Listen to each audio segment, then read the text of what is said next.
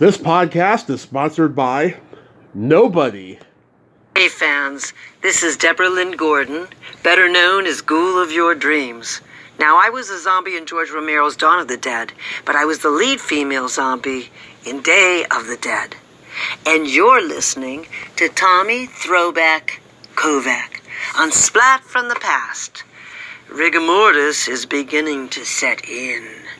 Hey dudes, welcome to Splat from the Past, the only 80s themed horror sci-fi show where things can get totally radical. Now today, I will be talking to Scott Reiniger. Yes, the Scott Reiniger.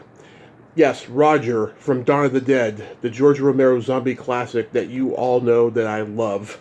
I've talked to like 15 people from it, zombies, bikers, other people, but he will be my first from the original cast, the original, main cast of the movie.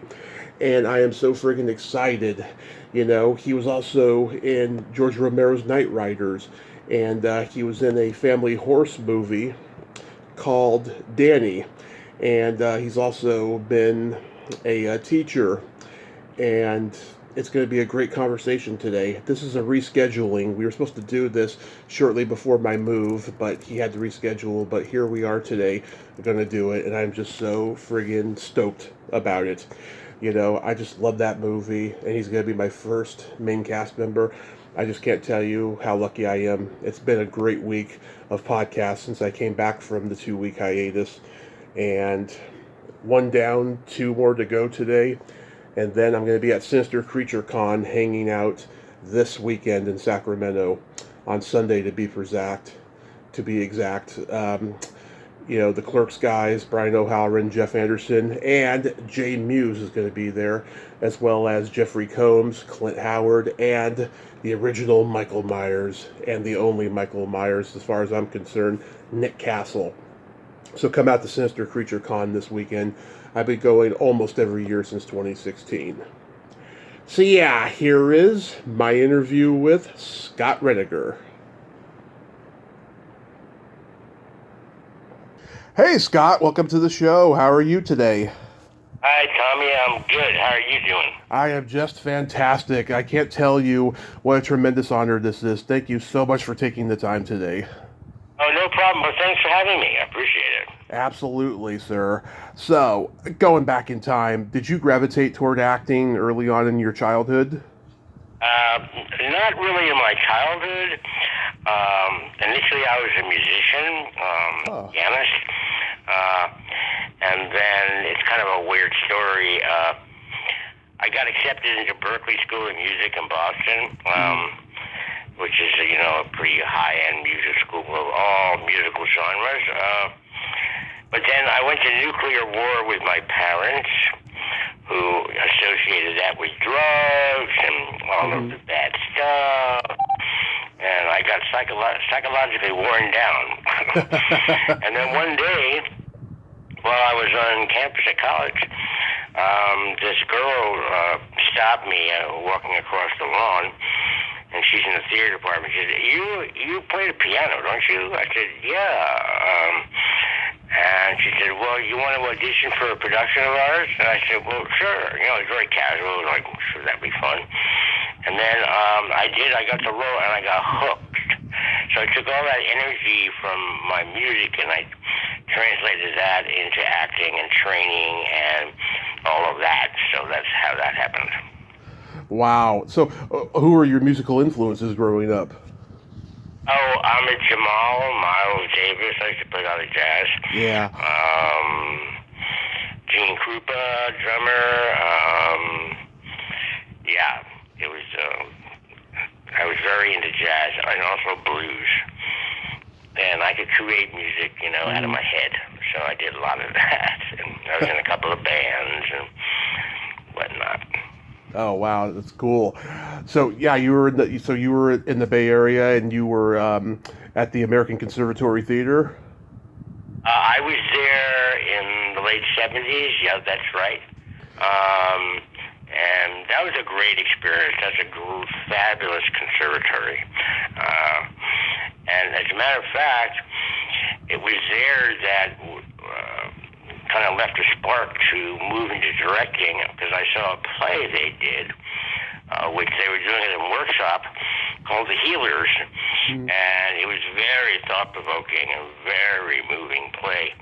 And I asked them, are you going to move this forward, to the main stage? They said no, and said, well, can you give me the playwright's phone number, because I'd like to talk to her. So I talked to her, and we got along right away, and I said, do you want to work on developing this further, and maybe I can get it produced? And then, it's going on absolute faith, and about 3 years later, we got it produced off Broadway in New York. Yeah, I'm born and raised in San Francisco, and I've interviewed many actors who studied at the American Conservatory Theater. Ellen Geer, Lois Foraker, Tony Attell, Donovan Scott, Joy Carlin, a few others. It's just a school with a lot of history. Oh yeah, I know all those people you're mentioning. Yeah. Well, I remember them anyway. Yeah, I mean, back then everybody knew each other. There was no internet. People hung out more. They didn't have devices to contact each other with. It was just a much more intimate time. It was more familiar. Absolutely. Did you do any plays there that you're super proud of? Let's see. I'm super proud of. Yeah. It was you're going to laugh at this. It was a production of Hamlet, but it was done as a matriarchal society where the women played the male roles, but they played them as women, and vice versa. And I was cast as Ophelia. I sure learned a lot, had a much more open perspective on that play, because I really discovered that she is at the center of all the horror that happens around her, and it grinds her down, and ultimately, she commits suicide. Wow. Yeah. Wow. I was very proud of that. And I didn't play as a woman, I just played as a young boy. Yeah. Did you attend Rollins College before or after ACT? Rollins was before that, yeah. Is that where you met Sharon Shane? No, I knew Sharon from New York. I knew Sharon from New York as an actor. And when I was directing The Healers, it was so interesting because we saw she played the lead in this play I was just talking about called The Healers, which is about this young mother in a Pentecostal community in the Mojave Desert, and who has severe psychological demons and emotional problems, and there's a lot of fear. She brings her daughter to the prayer meeting to have her healed. It's based on a true story. It's based on the playwright's life. And Sharon came in. I auditioned about almost 80 actors for that particular role, her role. Right. She was unlike anybody at audition. She did not fit the description as Ava, the playwright, saw. Ava based his description on herself, a tall, blonde woman from Oklahoma originally, and then in comes Sharon, who was like 5'6", brown hair, dark eyes, and she had a slight Brooklyn accent. Because this accent for the Mojave Desert community is a very specific dialect. And then she turned her back, and I said, "You ready to go?" And she said, "Sure, you ready for me?" I laughed when she said that. And she turned around, and everything that you would notice about her when she walked in was gone when she opened her mouth. Yeah, she has that ability. I knew her from she did this teen movie in the 80s, Girls Just Want to Have Fun, where she played a Catholic school nun, and she's Jewish in real life, but she didn't have that much to say in it though, but just she had that really good aura about her that she could pull it off, Yeah. Well, it's great that you know her or met her. That was fabulous. Oh, yes. She's just a great lady. She's been on here twice, and I love talking to her. Yeah, and I sent you her number, so she said call her. Oh, good. Yeah. Wonderful. Yeah, that was a great experience doing that play. It was really amazing. Yeah, do you prefer theater the most of all the things you do in acting? If I had to make a choice, yes. Mm-hmm. But I love film and television as well. It's just the theater is a live experience, and it's Yeah. you never know what's going to happen. Well, you know through rehearsal, but then you got to feel the audience. You got to feel the room. So it was very, very exciting, I must say. So how does Dawn of the Dead come to you? Well, okay. So I was at Rollins. Mm-hmm. Chris Forrest, who became Chris Romero, George's wife. Yeah. She and I were classmates at Rollins College, and ask me the question again. How did you get cast in Dawn of the Dead? Oh, okay. I was back in New York by that time. Mm-hmm. And she called me on the phone, and she said, "Do you know who George Romero is?" And I went, "Yeah, sure, Night of the Living Dead." But that was about all I knew about him. He said, "Well, he's here to audition for his new film, Dawn of the Dead, and would you like to audition for him?" I said, "Sure." So I read the script. They sent me the whole script. It was the bloodiest thing I'd ever read in my life. See, because you don't get the humor from the text, from the hard copy script. You only get the humor when you start working with George, and then you see, oh, I see what's going on. So anyway, I met George. He's very relaxed. He's a very giving person. Mm-hmm. After my first audition, he looked at me and he kind of grinned. He said, "Well, yeah, I really like what you're doing, and so why don't you come back next week?" So I'll go back for a callback with more extended scenes, and then he's smiling at the end. He said, "Yeah, it's really good what you're doing," and then, but it's not quite what I was thinking of. And I said, "So what's the issue, George?" And he said, "Well, I have this guy. I've already cast him, who's twice your size, meaning Ken Foree, right? Mm-hmm. And you're going to be on camera with him probably 90% of the time."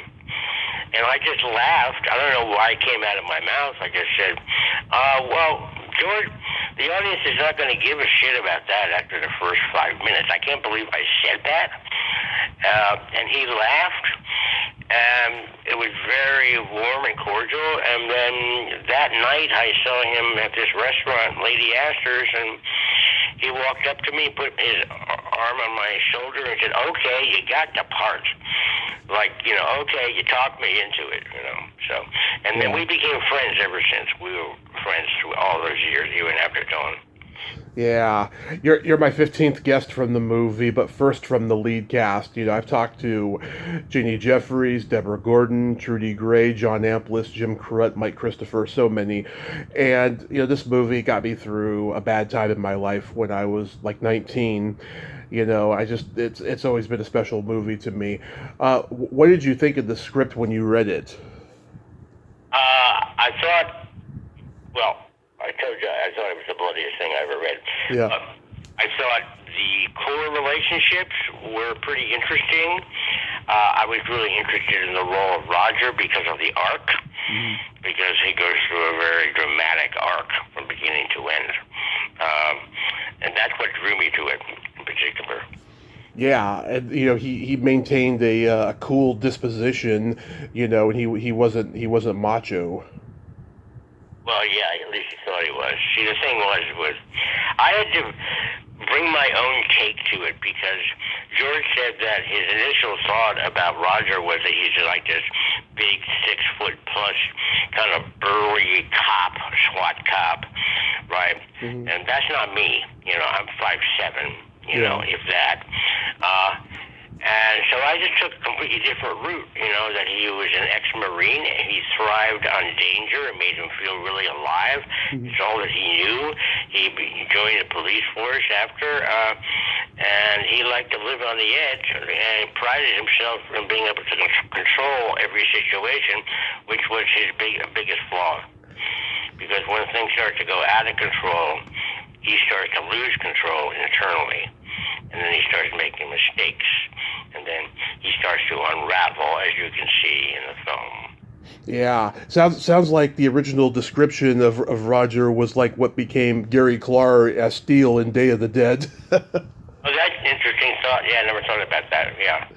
Yeah. Did you, Ken, Galen, and David become like a family of comrades during filming? We did, yes, we certainly did.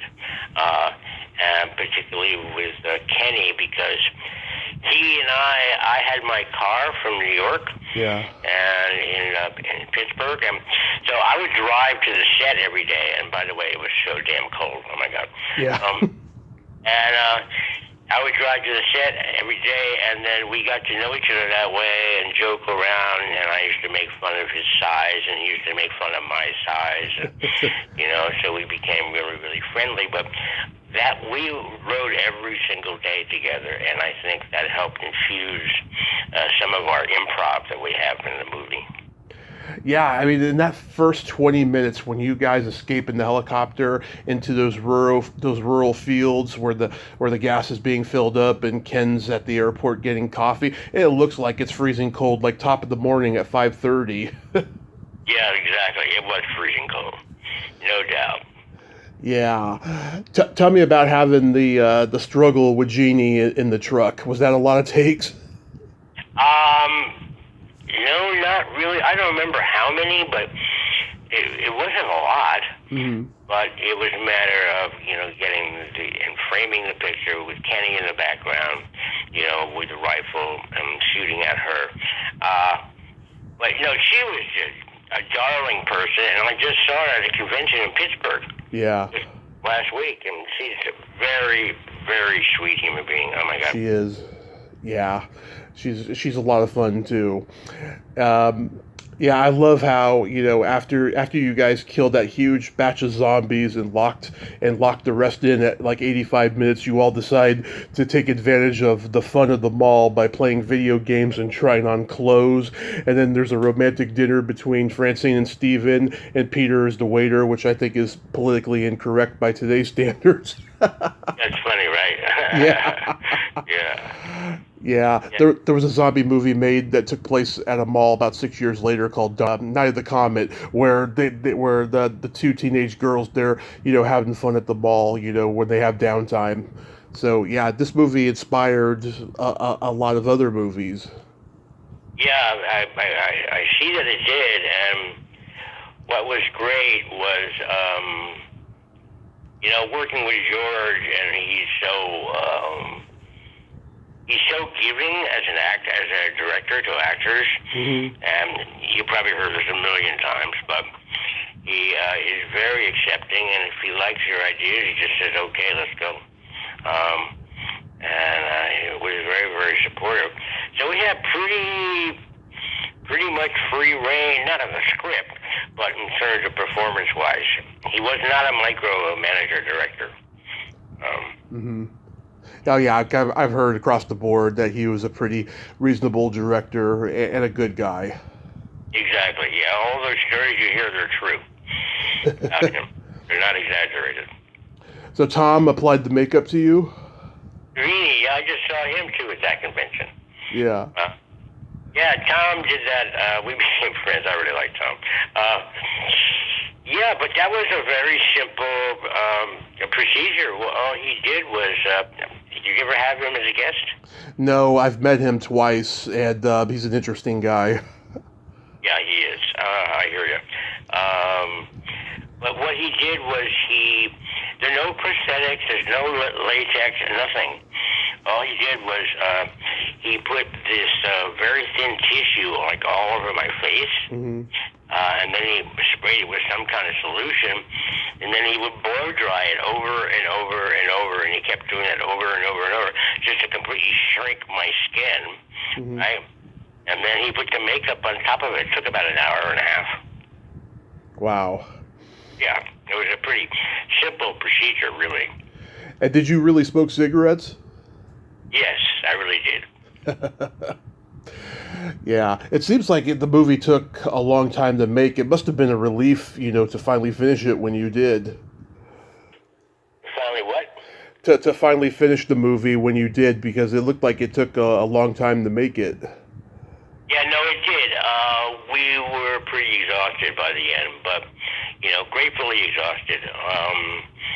Also because, the main part of the movie takes place in the mall, and I'm sure you know everything I'm telling you, but we would shoot all night long, right? Yeah. Sleep during the day. It was, after a while, it was like being in the Twilight Zone. I remember the first day of shooting when Kenny and I came out of the dressing area. We were called by the AD to come to the set, and there were just a few people leaving the mall. Yeah. And I remember there were like these three ladies going out one of the exit doors, and they turned around.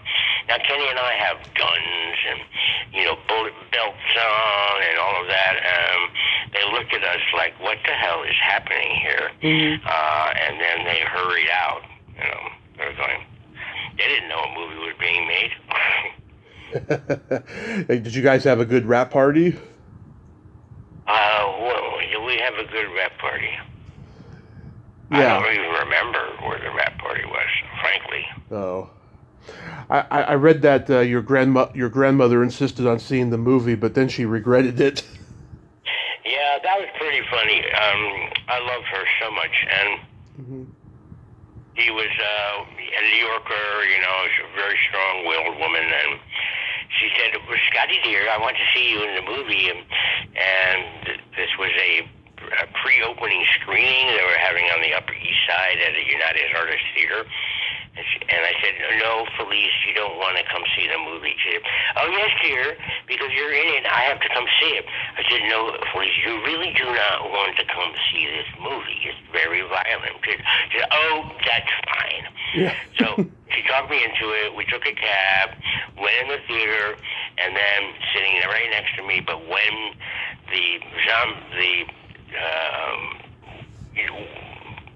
was it a zombie? Yeah. When the zombie's head is blown off in the projects. Yeah. Right. She grabbed my forearm rather forcefully. She said, "Dear, I think I have to go now." Okay. And so she just couldn't stand to watch it anymore, and I took her out in a cab and put her in the cab, and off she went. Wow.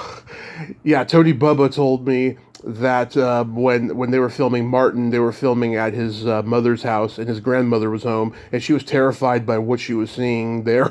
It was really, really bad. Oh, I bet. Yeah. Yeah, I just saw Tony Bubba. Yeah, Tony's a good guy. What was the reaction when you saw the movie for the first time on the screen? Like, do you remember it being good? I do. I remember it being pretty shocking. The first thing I saw was George's director's cut, which was quite long. And I thought it was pretty shocking. I loved all of the humor and the satire and the kind of social commentary, which you don't really get until you're making a movie, right? Right. And I love that. I thought maybe some people were just going to hate it because it was so violent, you know what I mean? Yeah. But it didn't turn out that way. It's still going. It's like a zombie and you can't kill it. Yeah, no pun intended. Right.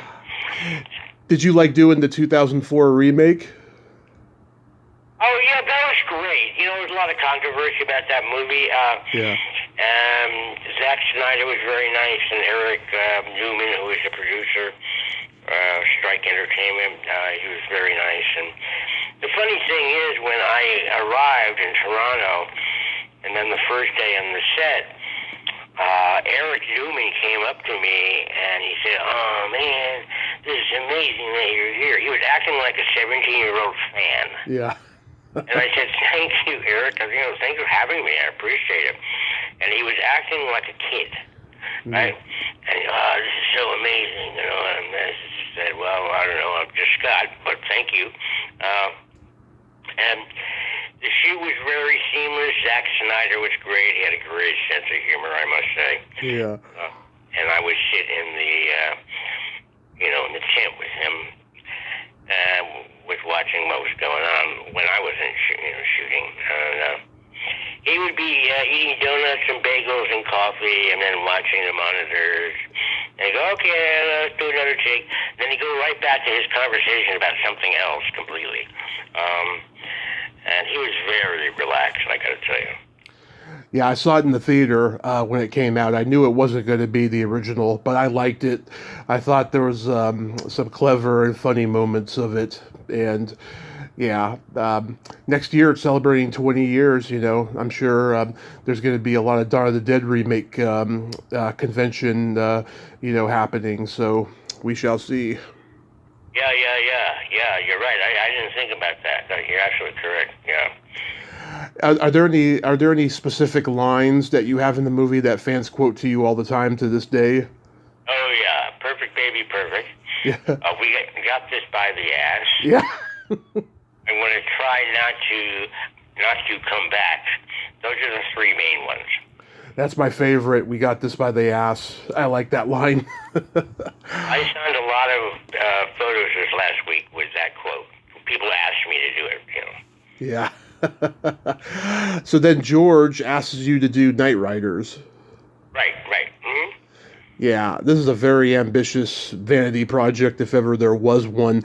I knew about Civil War reenactors, but not Camelot reenactors, let alone motorcycle riding ones. Yeah, right. What do you remember about making this movie? I remember that we had a lot of fun. There was a lot of rain, one of my biggest memories, so we had a lot of days off. We were doing exteriors. And, you know, it was a good time. It was, you know, George's, like, you know, kind of love project. And there were a couple of people in the cast that were from Rollins, like Warner Shook. And, of course, Chris was there. Stephen King came, his little tiny moment in the movie. And then, of course, Ed Harris. I ran into Ed Harris at Carnegie Mellon before the movie to do it for a costume fitting, and I looked at him, and he looked at me and went, hey. I went, hi. And we just kind of stared at each other and like, we kind of look a little similar, don't you think? I said, yeah. And I said, well, then George asked me to grow a beard. I had a beard going on already. He had it because George asked me. Because I was up for the lead also. But Ed got it. And he was great to work with. Very, very calm. You know, not super chatty. You know, was just there to do his work. And that was a big major role for him. It was a turning point in his career. Oh yeah, he had just done the Charles Bronson movie Borderline, where he played the villain, which is quite bizarre considering, you know, it's a Charles Bronson movie. But he was the young villain in that movie. Yeah, it's crazy how someone from the Romero camp became a huge Academy Award nominated A-list star. You know. Yeah, truly. How much did those armor suits weigh, and were they super heavy? No, they weren't at all. No. They were very light, in fact. I don't know what they were made out of, some kind of resin. As a matter of fact, at the convention last week in Pittsburgh, Savini showed me the armor that I wore that he kept, and he gave it to the Romero Film Foundation. Savini got away with a lot of stuff from the set, including my blue jumpsuit. It's something that we joke about. And then a few of the helmets were there. This was just last week. And they're made out of some kind of resin. They're not heavy, no. Yeah. And then you did a family horse movie called Danny. Oh, yeah. You know why I got that part? Why? What part? Because on my resume, one of my skills, you know, you put your skills in your resume, was that I could drive a truck and horseback riding. And that was a factor in me getting cast in that. That was pretty funny. Anything stand out about making that movie? No, not really. It was a brief experience. Not really, no. It came out right in the middle of that era of like the Black Stallion and the White Stallion and the horse movies that were being made, you know. Yeah, I never particularly saw this one, but I'm intrigued by it though because it came out during that wave of horse movies. Yeah, that's interesting. Yeah, yeah, I didn't connect that at the time. Um, but now that you say it, yeah, that makes perfect sense. Yeah, did you become friends with Gene Feldman? Uh, well, if we became friends, we were friendly. Uh huh. Uh, Yeah, Paige Feldman is like a big producer now. yeah, really. How about guest? How about I was making Confessions of a Married Man. Oh, that was just a job, you know. Mm-hmm. It was like an in and out job. My favorite thing, which I didn't almost never speak, was The Other Victim. The Other Victim. You ever see that? It sounds familiar. I should know it. Yeah, I played this guy who's a stalker, Mm-hmm. driving a car, and the camera package was hooked right on the door of the car, and I'm looking for some kind of victim who was Jennifer O'Neill, who is the wife of, I think Bill Devane played her husband, Oh yeah. and I'm stalking her, and then we get into the garage, I knock on the door, and the funny thing is, I knock on the door opens, and they hear this German Shepherd barking like, bah, bah, bah, bah, bah, bah, bah, bah. And it happened every time we tried to shoot him. Mm-hmm. Jennifer O'Neill, she got kind of stressed out. I kept my distance from her on purpose. I didn't want to get too, warm and fuzzy with her, in a friendly way. Yeah. I wanted her to be intimidated by me. So I kept my distance before we shot. The dog kept barking, so they had to deal with that. I didn't mind, but it was her dog. And then she stopped at one point. She talked to Noah Black, the director, because she didn't like what I was doing because it was making her uncomfortable. Well, that was the whole point. Yeah. Make her uncomfortable, and she opens the door, and I'm sitting there like in a close-up, and I'm looking at her with, ill intent in my subtext in my eyes. Yeah. I believe I had a knife, and then it like cuts away. But she was complaining about it. And because he told me very frankly what she was complaining about, that she didn't like my performance and blah, blah, blah. He was such a cool guy. He looked like Woody Allen. Uh-huh. He was this little guy with red hair and glasses, and he looked kind of like Woody Allen. Mm-hmm. Very calm, very relaxed. So he did the right thing. He talked to her, he allayed her fears or her problem or whatever it was. And then he came back to me and said, just keep what you're doing. Don't change a thing. Yeah, I'm looking it up here. There's a good cast here. Charles Hallahan, Mary Beth McDonough, Todd Sussman, Bruce Kirby, Amanda Wyss, John Shepard. Wow, that's a good cast. I should see it. It's probably on YouTube or something. Yeah, I'm sure you can find it, yeah. Wow. Yeah, that's crazy. Do you remember anything about guest starring on Falcon Crest? Yeah. Oh, hold on. Uh-huh. My phone is beeping for some reason. Yeah, I was on it a couple times, the really small parts. Are you there? Yeah. Okay. I just got a battery beep, and I know it's fully charged. But anyway, yeah, that was. We had a friend, Victoria LaFortune, who was a producer on it, and she would cast myself and my wife Barbara sometimes, so we could make our SAG insurance. Yeah. Yeah. Did you and William Devane become good friends? No, he was.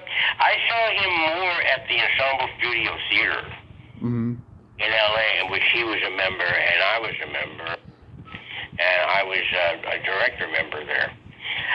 So what got you into becoming a life and career coach with Inside Out Coach? Well, I wanted to be doing something on my own, on making my own income, independently, and doing something that I really loved. Someone suggested I look into that. I was really struck by it. And I read a book on it. I was really struck by the book. And I said, I want to learn this. This is really interesting. You know, it's also about focusing on people's possibilities, you know, and moving past what holds them back. Not therapy, but it's a fascinating process. So I did that for a few years, on and off. You know, You're all about positivity and optimism. well, I tend to be pretty positive. I tend to look at the possibilities of things, and it's not a phony statement on my part. It's just more my nature. You know, like I'm a director now, and I run the camera department of the American Academy, and I always try to look for solutions. You know, some people are a pain, but I always think, well, there's always a solution. You know, there's always, you know, I try to look at it that way. And also, when you're working with actors, you got to inspire them. You know? Absolutely, because not micromanage them. Yeah, so many actors who become teachers, they place all their bitterness onto them, you know, and instead of like raising their spirits, they lower their spirits. Terrible. Yeah. Yeah, I really, I think it's kind of, it's just so ego-based, you know, and if they've had loss in their life and they take it out on their students and act like a guru, trust me, I've seen and know some of them, and I've watched them conduct their classes, and it's like, it's not about you. Yeah. It's about them. You know, so that's a trap that some people fall into, and I think it's stupid. Yeah, it's all about the money for them, sadly. How long have you been at the Academy for? I've been there on and off since 1993. Wow, 30 years almost. Yeah. Great place. I like it, and very collaborative environment, and a really interesting mix of students and international students. And they bring a different perspective to the acting process on a professional discipline level. They're more disciplined. They're more focused. They're paying good money to go to the academy, and so they take advantage of their time. Some Americans are really lazy. I'm sorry to say so, but they are. Yeah, it seems like the British are a little bit more disciplined when it comes to acting and teaching. Very much so. They are. Do you get satisfaction teaching that you don't get when you're actually acting? Yeah, I get more satisfaction from teaching, actually. Teaching and directing. It just uses more of my desire, my brain, my capacity, my imagination, you know. And that's why I easily moved away from acting, because people would say, well, why are you not acting anymore? Or, you know, I said, well, I was interested in another direction, and directing, you know, I've directed like many stage productions, many, and developed many plays. And I love the process of that. It's very exciting. So this past weekend, you were at Living Dead weekend. How was it overall? It was jam-packed. It was so good. It was just jam-packed. A bunch of people I'd seen before. Barely had time to talk to anybody because it was so busy. I talked to Chris Romero for a few minutes. I talked to Zavini for a few minutes. I talked to Tony Bubba a few minutes. But it was so packed. It was, and then doing Q&As, you know, and then doing photo ops, and then going back to the table. And I'm not complaining. It was a great convention. It was a lot of fun. But they really have you on the go, you know. You're on the go, go, go, go, go, whole time. Yeah. Well, I wish I could go because, it's super expensive, but someday I will eventually. But when you walk into the mall now, I'm sure it looks way different than it did 45 years ago, but are you able to look at it and go, I remember filming here and there and everywhere? Oh, yeah. Oh, sure. Yeah, absolutely. Because the basic structure is still the same. They haven't changed the internal structure of the mall. The stores are all different, but the internal structure is still there. Yeah, like what was around back then that's not there anymore? That's a good question. Well, pennies, of course. Yeah. And that's not there anymore. The roller skating rink? That's all gone. The banks, remember the bank scene where the money was Ken Forey? You know what I'm talking about? Yeah. Yeah, that's not there anymore. All the stores have changed, but the basic structure of the mall is the same. Mm-hmm. Was there ever a movie theater there? There was a movie theater. That I don't remember where that was, frankly. Yeah. And of course, the food court always changes. Throughout history of a mall, it always changes. One little stand will not stay open forever. No, exactly right. Exactly. Yeah. Oh, that's so cool though that you got to go and see everybody and stuff. Yeah, that's pretty awesome. So, what do you got upcoming? Well, right now I just finished the screenplay. Mm-hmm. This is with my brother, after nearly 20 years of research. Wow. It's an incredible story, which I can't really go into in any kind of depth right at the moment, because I'm in the midst of pitching it. So I'm very involved with that, and I'm going to be writing another one. And the reason I like the Academy so much, just on a practical level, is that, I can teach there, but it gives me space and time to write. So that's what I do. You like writing too? Oh, yeah. Yeah, that started because I've developed many plays with playwrights. I work really well in collaboration with somebody. Mm-hmm. And I kind of prefer that. Yeah, I did that a lot. What do you think about how now it's so difficult to get an independent film made? What do I think about that? Yeah, about, getting it distributed and seen and all of that, because back in the day, you had the grindhouse theaters and eventually home video, but now, it's hard to even get a movie on streaming. Yeah, no, it is hard. I don't know.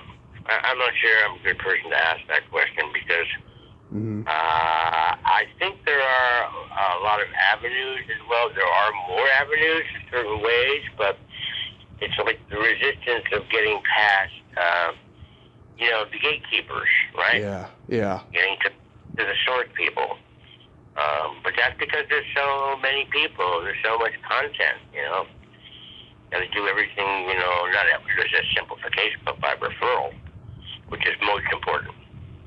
Yeah, it seems like movies has gone to, those limited series, which is like the new mini-series, but for online, Right, exactly. And sometimes you run into a good one, and a lot of the time, though, it's just the same over and over again, sadly. Well, did you ever see Ozark? I heard about it. I haven't seen it. It's one of the best episodic series I've seen in years. I better check it out. I would stick with it. It's so well acted. It's beautifully written. It's very intriguing. It's very layered. It's not like some noisy action episodic. It's very psychological, character-driven, and completely engrossing. I will definitely check it out, Scott.